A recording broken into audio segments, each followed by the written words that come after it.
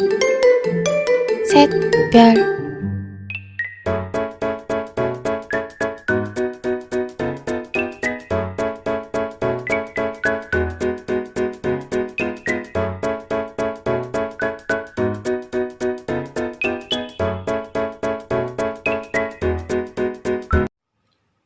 Assalamualaikum warahmatullahi wabarakatuh. Video ini adalah video lanjutan dari video yang sebelumnya, video part 1. Kalau video part 1 tadi membahas tentang kartu piutang dan saldonya atau saldo pelanggan, itu berarti video yang kedua kita bakal membahas tentang kartu pemasok dan saldo utang dagang atau kartu supplier istilah kerennya. Untuk membuat kartu supplier, sebelum kita masuk ke bagaimana cara membuatnya, kita pelajari dulu apa sih kartu supplier ini. Nah, kartu supplier atau kartu pemasok atau kartu utang dagang ini kartu yang berisi informasi tentang pemasok atau supplier. Itu meliputi identitas, histori, dan juga data-data lainnya. Hampir mirip lah dengan yang kartu pelanggan tadi. Cuman bedanya kalau tadi punyanya pelanggan, nah yang ini tuh punyanya pemasok.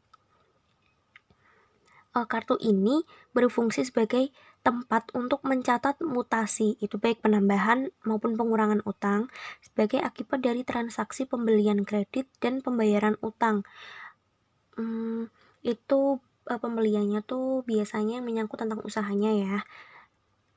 Nah, kartu ini nanti nominal di kartu pemasok ini harus selaras dengan nominal saldo hutang usaha.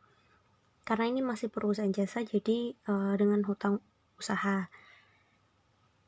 Nah, ini biasanya pemasok itu kan yang memberi kita barang lah ya, yang memberi kita barang dagangan sih kalau di perusahaan dagang, tapi karena ini jasa, itu biasanya yang memberikan pasokan barang, tapi tidak harus selalu barang dagang. Nah, itu biasanya berupa toko atau perusahaan yang dia tingkatnya lebih besar. Jadi kalau misalnya perusahaannya kita itu masih perusahaan yang kecil atau perusahaan rumahan, nah biasanya pemasok itu kayak si CV atau dia perusahaan yang lebih gede, kayak misalnya toko tapi yang toko agen kayak gitu. Nah, kita bakal masuk ke bagaimana cara membuat kartu pemasok atau kartu supplier tadi. Caranya sama seperti yang kartu piutang tadi. Pilih di menu card file, kemudian klik untuk di card list. Kita tidak perlu membahas di bagian tampilan ini lagi ya. Kita langsung masuk, kita langsung klik ke bagian supplier. Nah, ini kan tampilannya hampir mirip ya sama yang customer tadi. Karena kita akan membuat kartu baru, jadi kita klik new. Di sini kita klik new, dia card type-nya tuh akan otomatis jadi supplier. Karena kan tadi kita kliknya mulai dari supplier, jadi dia otomatisnya supplier. Sama kan ya seperti dengan yang customer atau pelanggan tadi. Nah, kita contohkan misalnya kita pakai CV Liut. Nah, untuk card ID itu adalah kode dari pemasoknya, itu kita gunakan contoh S01.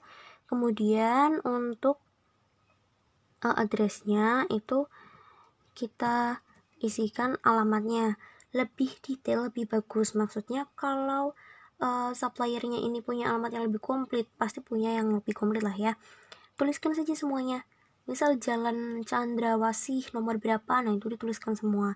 Kemudian baru deh tuh di city, state, country itu diisikan. Font, nah ini di bagian font itu seharusnya juga diisi. Misalnya nomornya 0888823. Nah, itu juga harus diisikan. Kemudian untuk card detail itu sama seperti yang di customer tadi, seperti ini, tapi biasanya tidak diisi. Tergantung data perusahaan yang ada. Kemudian untuk buying details, ini purchase layout-nya no default. Kemudian ada expense, account, payment memo, purchase comment, shipping method, supplier billing rate, cost per hours. Nah, ini diisikan kalau perusahaannya itu berbentuk dagang atau manufaktur. Tapi karena ini jasa, jadi yang sini bisa diabaikan aja. Kemudian di sini ada supplier term information. Nah, ini itu sama seperti termin di bagian kartu pelanggan tadi. Kalau dia nggak ada diskon, tapi dia menentukan berapa lama dia harus melunasi utangnya, itu di payment is due-nya itu day of month after IOM. Nah, ini diskon date-nya nggak ada.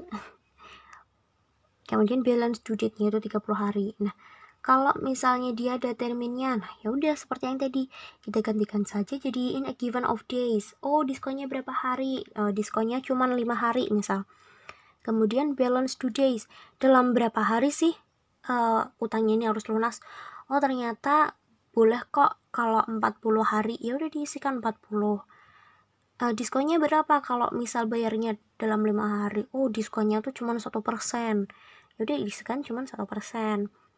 Kemudian untuk di bagian tax code ini seperti yang customer tadi. Jadi kalau misalnya link taxnya itu udah benar, dia seharusnya muncul otomatisnya itu pajak pertambahan nilai. Kalau ngisinya sudah benar. Kalau misalnya belum benar gimana? Ya sudah, kamu harus benerin dulu nanti di link taxnya. Makanya diusahakan mengisi data di awal itu harus benar. Jadi pelan-pelan aja nggak apa-apa, yang penting teliti. Kemudian untuk payment details, ini ada BSB number, nah ini jarang digunakan. Kemudian untuk kontak log, seperti yang customer tadi, sudah setiap selesai menghubungi atau dihubungi itu biasakan untuk dicatat. Kemudian di sini ada job dan ada history. Sudah berapa lama sih utang ini ngendap, gitu. Kalau sudah selesai, kita klik OK. Jadi kan satu kartu. Nah, ini untuk contohnya, kita contohkan satu kartu saja dulu.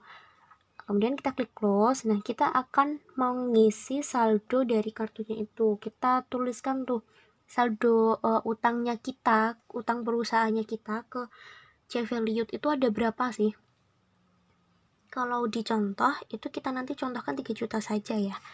Nah, itu caranya seperti apa cara menambahkannya? Sama seperti customer opening balance atau account opening balance. Itu kita klik setup. Tapi kita nggak akan masuk ke link account karena itu udah lampau, itu udah pertemuan yang kemarin. Nah, ini kita masuk ke balance. Nah, kalau sudah masuk ke balance, ini kan ada pilihannya beberapa ya. Itu account nggak mungkin karena itu sudah, customer juga sudah. Job opening, kita belum bahas ke job opening. Nah, jadi kita masuk ke supplier balance. Klik supplier balance, munculnya seperti ini. Lantas gimana caranya biar nambah ini nominalnya? Nah, ini kan bisa dilihat dulu nih ya, ini belum ditambahkan apa-apa, di out of balance amount-nya tuh 5.700.000. Ini berarti, oh saldo utangnya itu ada 5.700.000. Tapi punya siapa aja? Ya, nggak tahu, lihat aja di datanya dulu. Nanti kalau udah masuk datanya ke sini, dia baru kelihatan. Kita punya utang ke toko ini berapa, ke toko B berapa, seperti itu. Nah, itu caranya kita klik add purchase. Setelah itu untuk supplier name itu kita klik. Nah, karena baru masuk satu kartu ya tadi, jadi memang yang muncul baru C-Valued. Kalau kartu yang dibuat itu udah makin banyak juga ini makin lengkap. Kita klik use supplier. Nah, di sini muncul kan term yang kita contohkan tadi. Kemudian PO-nya ini PO keberapa? Oh, PO yang ke-76. Kemudian date-nya berapa? Oh ini utangnya tuh ternyata utang tanggal 30 Desember kok, belum lama-lama banget, kayak gitu misal. Supplier invoice, invoice-nya berapa? Oh invoice-nya itu WW009 misal. Nah, memo ini karena kita kan anggap ini sebagai saldo awal ya, jadi memonya itu saldo awal. Kalau mau dikasih keterangan memo lain gimana, ya udah nggak apa-apa, yang penting itu menyatakan kalau nominalnya itu bakal jadi saldo awal di periode yang mau kita catat. Kemudian total including tax. Nah, ini kita tuliskan, oh berapa sih utangnya? Oh, utangnya 3 juta. Ya udah kita tulis 3 juta. Kemudian ini loh kok muncul nih PPN segini, padahal 3 juta tuh udah sama PPN. Nah, berarti untuk tax code itu diganti sesuai dengan kebutuhan aja. Kalau memang belum sama PPN yang tadi, ya udah tetap di sini tuh PPN, biar nanti di bagian ini keluar PPN-nya berapa.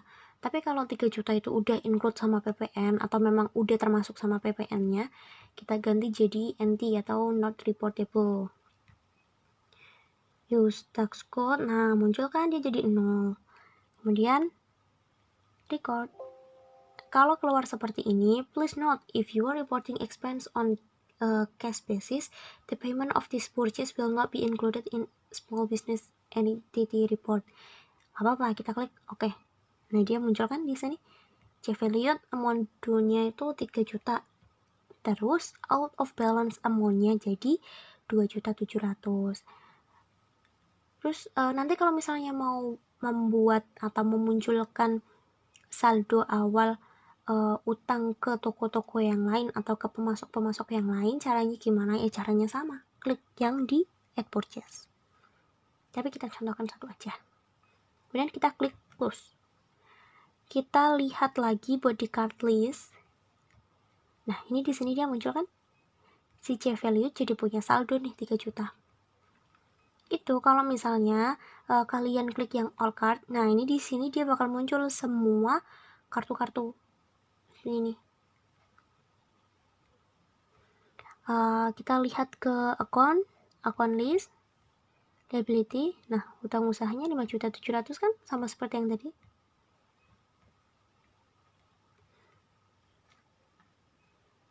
Nah, ini kita bakal lihat nih, soalnya yang tadi itu kan baru contoh yang satu. Nah, ini udah aku tambahin, jadi semua kartunya itu udah masuk ya. Kita lihat di card list. Nah, nah ini dia udah nambah. Sudah ada nominalnya, soalnya saldonya udah dimasukin sekalian. Nah, itu dilihat di all card, dia jadi banyak. Maksudnya di sini tuh ada yang tipenya C itu jadi customer, tipe S tadi supplier, nah, seperti itu. Kemudian kita cek untuk di setup balances dan supplier balances. Nah, ini out of balance amount-nya itu udah 0. Jadi saldo utang kita ke pemasok itu masing-masing sudah tertuliskan. Kalau misalnya kita punya utangnya itu ke 5 perusahaan atau ke 6 perusahaan, ya udah di sini tuh harusnya ada 6. Benar-benar tergantung data yang perusahaan kamu miliki. Kalau udah, coba diklik close. Cek di sini, seharusnya sudah sama ya. Nah kan 5.700.000. Nih, kewajiban usaha atau utang usaha. Di sini sudah 0. Ini yang customer tadi 0. Kemudian ini yang supplier juga 0.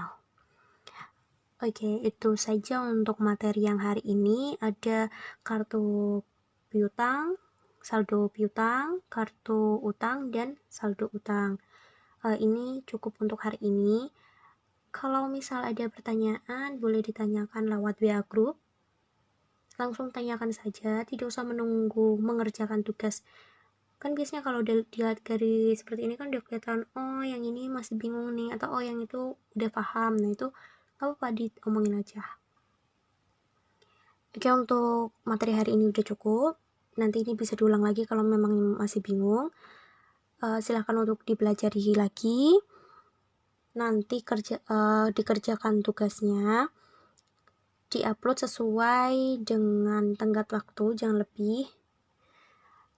Untuk video ini sudah cukup. Kita lanjut untuk materi minggu depan. Sampai jumpa di video berikutnya. Jangan lupa presensi. Selamat pagi. Wassalamualaikum warahmatullahi wabarakatuh.